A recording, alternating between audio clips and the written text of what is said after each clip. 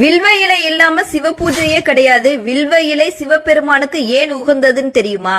வில்வம் சிவனின் அம்சமாகவே பார்க்கப்படுகிறது. வில்வ தலம் என்பது 3 இலைகள் சேர்ந்தது.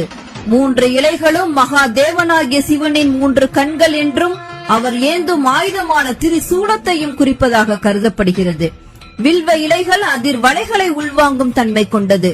வில்வ இலைகளை சிவலிங்கத்தின் மீது வைக்கும் போது லிங்கத்தில் இருந்து வரும் அதிர்வை தன்வசப்படுத்திக் கொள்ளும்.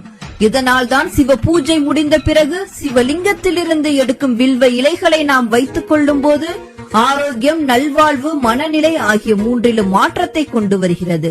இதனால் தான் வில்வ இலைகளை சிவ மூலிகை சிகரம் என்றும் மும்மூர்த்திகளின் உறைவிடம் என்றும் போற்றப்படுகிறது.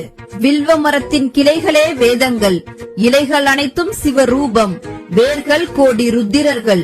வில்வ மரம் மகாலட்சுமி வாசம் செய்யும் இடமாக கருது